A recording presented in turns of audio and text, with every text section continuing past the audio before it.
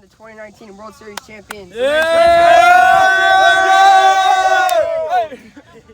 Welcome to the first episode of the post-draft interviews. First video, we got Packers manager Carson Huggins. If you want to join me here at the table. How you doing today? Pretty good, doing pretty well. Now you've been awake for about 12 minutes now. Yeah, First and foremost, let's talk about the power rankings. They're pretty recent. I had the Packers at 3. How do you think about that? You know, I can see how all teams are equal in this draft here. Obviously the Cows have question marks all down the lineup, but put those aside and just think about players and think about how I think they'd be. I mean, Mickey could be Rookie of the Year very easily, and that would really take them far. Like, you can even put them number 2. But Monarchs, coming off World Series, they still got a good team out of the draft, and same with the Sandlot. They're just a really powerful team.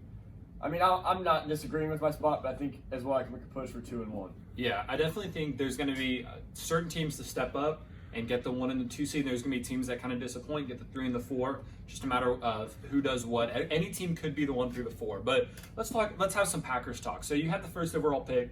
You went Brady. I don't think there's a lot of controversy, but what about him made him so appealing to you at 1?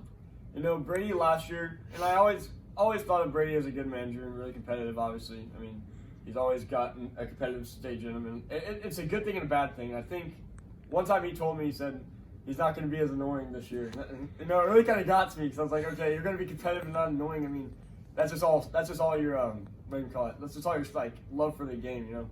So I really was like, okay, his batting's good, his pitching's good, and obviously he's a good fielder. Will be best field, will be good batting, good pitching, and I just put it all together. I was like, that should be my first pick. Yeah, he's definitely kind of gotten a bad rap as kind of a trash talker, but his team has always been competitive as manager, and now he's no longer a manager, but he's going to be a top 2 player on a team still. Your next picks, you went Jack Green, Brock Johnson, back-to-back. Both solid players, but neither of them really have kind of that star label that a lot of the other 3rd and 4th picks for different teams had. So what was your logic in picking those 2? And see, when the Sandlot took their 7th pick at Jace Wade, at the point before that, I had 4 players I was looking at, which was Jace, Brock, Jack Green, and Connor Olsen. And Connor, I know, went to me later than the draft. I mean, Jace is obviously he was really well for me. When he left off the board, I was like, oh dang, that just sucks. And then Brock, you know, he had a pretty good year last year, and I was always like, okay, I kind of want him on my team, and he has a good positive vibe that comes along with him when you get him on a team. Jackson Green as well, and I mean, I know they had their past, but I might as well put it both on. Jackson Green had a good year as well last year, so I was like, okay, these 2 I think they're really good players that can fit on this team, and we can take us pretty far. Yeah, I definitely think you definitely got the team of good vibes.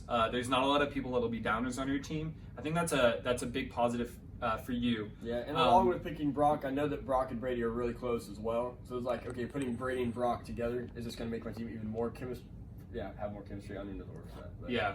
So we've had these conversations, so I think I know where you're going to go with this, but what are you thinking for 3rd pitcher? Because with Jack and Brock, neither of them are known for being amazing pitchers. Jack more of a fielder, Brock probably more of a batter fielder kind of guy. Who are you putting in for your 3rd pitcher? You know, I'm not see when I got the 3rd pitcher. You know, me and Brady are going to take 1 and 2, and the stats is like how many times the 3rd pitcher has to pitch. I don't think that pitcher is going to have to do that much for me, assuming me and Brady win games. But I think what I'm going to do with my 3rd would probably be my next pick, actually, Connor Olsen, and throw him in the 3rd. Gotcha. Yeah, so he's kind of unproven, but he's definitely shown the ability to be a solid pitcher. And this year with the 15 games, 3rd pitcher only has to pitch 3 games. Even if you lose all of those, still the potential to be a competitive team. We won't go into super specifics about every player, but overall, what kind of play style are you looking for your team to have this year? You know, obviously, I mean, Brock, Brady, me, and Jack Green all on the same team. We have good defense. I mean, Brock should, like Jackson Green won Fielder of the Year. I won Fielder of the Year. Brady did. Did Brady win Fielder of the Year once? Yeah. I think we all have Fielder of the Year under our belt. And he actually has 2. And I have, 5 Golden Gloves, which is like, you know, just more than the league's ever seen. Yeah. I feel 6, going 7. I've never lost. But, it just proves how our defense will be. It will be a great defense. And then going to batting, the batting side of it, I had a good batting year last year with the most home runs. Brady had a really good batting year, even into the playoffs. Brock had a pretty good one, hitting home runs, like pretty clutch home run. Just randomly Brock his home run. You're like, dang, well, that's big. And Jackson Green as well. I mean, pitching's going to be the weak side, but at the same time, we have Brady and me. So yeah. I think we're balanced throughout. This fielding will probably be the best fielding team by a lot. Yeah, you've always kind of had a defensive mentality. You like having Drew on your team before. You won our fielder of the year, I think. Yeah, he got a fielder of the year this last year. It'll be interesting to see because last year obviously didn't work out for you, but the year before you won the World Series, and you weren't all fielding, but that was one of your biggest strengths. But enough about the Packers. Let's talk about Carson Huggins, the player. All right. So you're always an MVP candidate. Yeah. I don't think you haven't gotten one under your belt. Only World Series. I would probably put you probably 1 or 2 in my prediction for this year.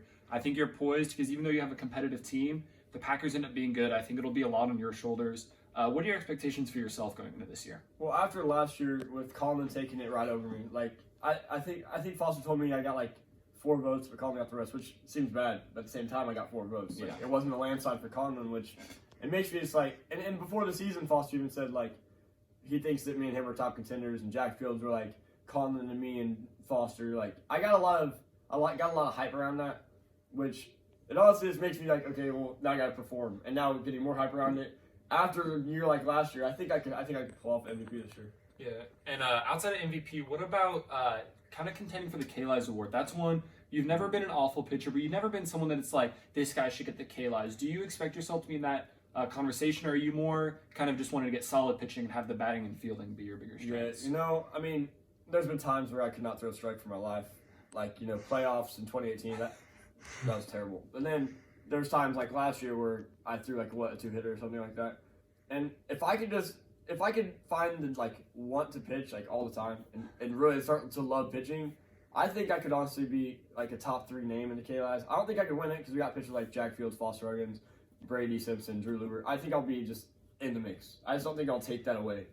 Start of the year might be like runner-up, maybe even get it, but like. Gotcha. So you threw Brady's name in there. Are you putting Brady or yourself at the 1 pitcher? I'm gonna work that out with Brady probably here, like when closer to spring training, just to see, and maybe even in spring training, try out like I'll face the Sandlots 1 pitcher, he'll face the Monarchs 1 pitcher, and we'll see like what's going on, and then just see from there because he's a really good pitcher, and we all know that. But with last year, I think I had a really good year as well. So maybe take some stress off Brady's shoulders for because he's always had to been a 1 like since he came manager. So I'll decide with him. Yeah, closer to spring training. I don't think there's really a wrong answer. It's just what's going to be the best answer. And with the 3 other teams, which of them scare you the most matchup wise? Not necessarily just going to get the 1 seed, but for specifically Packers versus this team, which team scares you the most? Just the name behind the Monarchs, it's always scary because, we've been playing for 3 years going into 4. So it's going to be like, Packers versus Monarchs again. This is going to be big. But besides just the name of the team, the Sandlot are scary because, I'm playing Conlon. And, me and Conlon have either been, like, competitors or good teammates. Like, it's never been in between. And, we always compete well.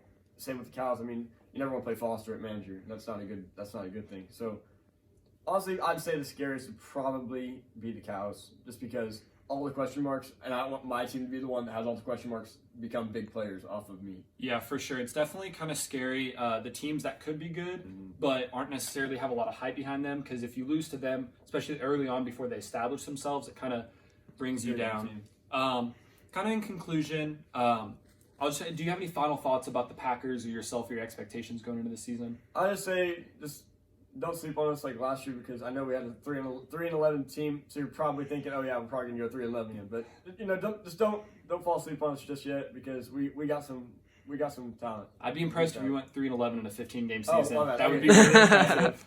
Okay, 3-12. But I'm just saying, just watch the depth of our team, because I think there's some players that you might not know yet that you will know later. All right. And if you don't have anything else, that's all on episode number 2.